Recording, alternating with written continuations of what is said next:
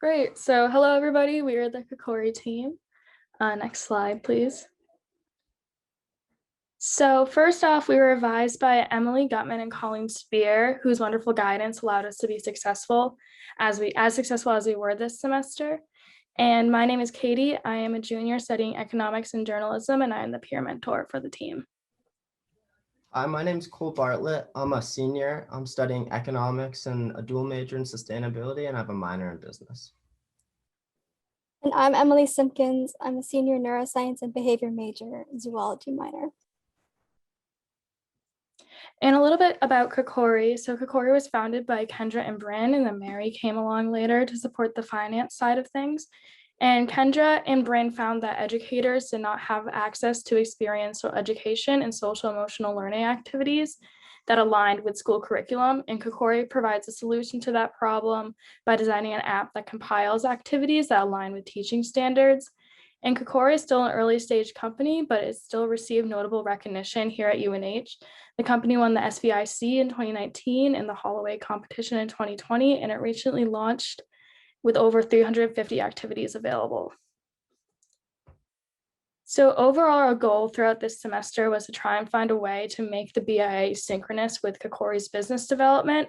And we did this by first going through the BIA and making sure that the assessment was being answered correctly. And then we conducted research on each question to see how it would directly apply to Kikori as a company. And sometimes that just meant adding clarification, and other times it meant adding templates or policies and documentation. And now that our sectional analysis is complete, we compiled all our findings into a guidebook for the company, which is pictured to the right here. And this clearly outlines a path for Kikori to gradually gain more points. So coming into the clinic, Kikori had 34.6 points after initially completing their B impact assessment. And after our first review of their answers, we were able to gain them an additional 15.4 points just from misinterpreted questions, etc. After that, we began our analysis of the rest of the questions. And to do this, we went through each impact area and labeled high impact, low effort questions as quick wins. And these are those that could be answered with a policy. And of these quick wins, we were able to identify those that could be easily answered with a policy, survey, or other documentation to focus on for our final deliverable. And once these, can you go back, please? And once these questions are answered, Kikori will be able to gain an additional 24.5 points, bringing their total to 74.5 points, which is more than doubling their score from the beginning of the semester, which is an amazing achievement. Okay, next slide, please.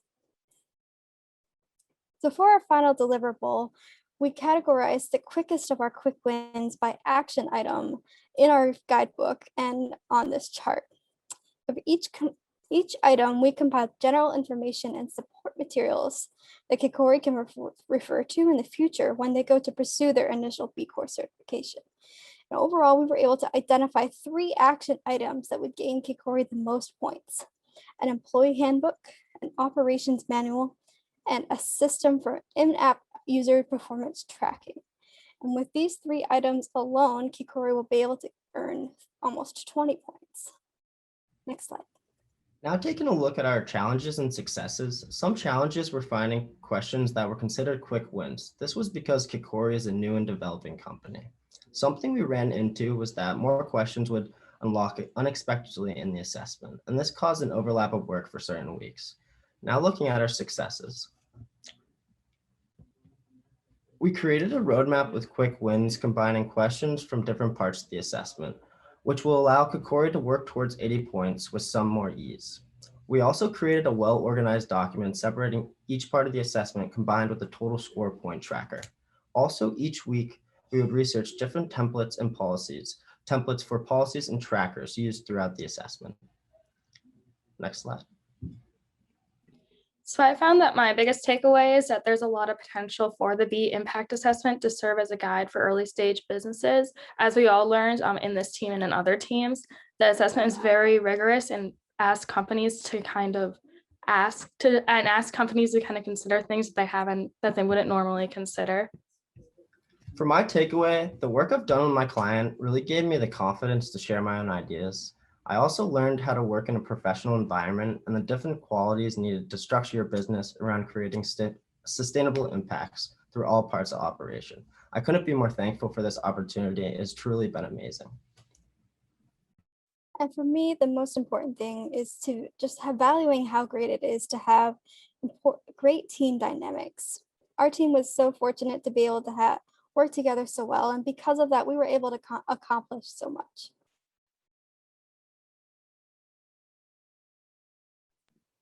Thank you. And we'll be happy to answer questions when there's time. Amazing work, Kikori team. Thank you all so very, very much. I want to just lift up that guidebook that they created is incredibly impressive. And it just seeing that little box of that, on one of their earlier slides didn't do it justice, but it's pretty amazing piece of work that they've done. So I see, so Jason has a question. Oh, actually, sorry, Kendra, let me hand it to you to say a few words before we go to questions. Yay. Yeah, so I really just cannot say enough about this team. Yeah, just so feeling very, very thankful to all of you for including us in this at such an early stage. I can share that throughout the process, I have gotten to work with some undergrads at UNH and see how incredible they are. And I'm also generally kind of an overly optimistic person. But getting to watch Mary throughout this, Mary, has worked for 30 years in San Francisco. And so I think that she had a couple questions, and just watching every single week as our team, like, they showed up, they just kept putting together these new amazing systems every single week. It was new and more organized, and we ended up with so much more than we could have possibly asked for. I was like, I just want a handbook, and Mary's like 80 points. And so it's so cool, how we all work together and how we actually got all the pieces that we need to become a B Corp. And so just, can't say enough. And these three that were on my team, they're each involved in their own amazing entrepreneurship ventures, and they're just the most incredible human beings. So yes, add them on LinkedIn. Couldn't say enough about each of them.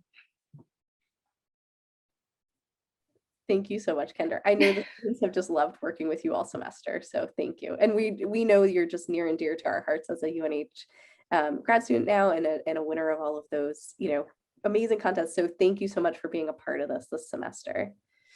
I want to go to Jason's question that he had popped in here. As a relatively early stage company, how has Kikori considered sustainability in its initial creation and growth? Startups have the unique opportunity to start the company as one geared towards sustainability, and it seems that Kikori has done just that. Yeah, so I'm even thinking about, I've written a little blog also sort of about our journey to get to this point, and thinking about all the different stops that we came from. We're early stage, and we're also a social worker and adventure coordinator. I know Bryn is here too, so Bryn, if you want to pop in about anything. But we don't have, entrepreneurship, company, capitalism mindsets. That's not sort of where we came from. And so from the beginning, we've sort of tried to figure out, how can we have a social impact? Like, our mission is to democratize access to team building. How can we get there and survive and have a team? And so I think our initial mission and our goal has always been, how can we get this into people's hands that need it?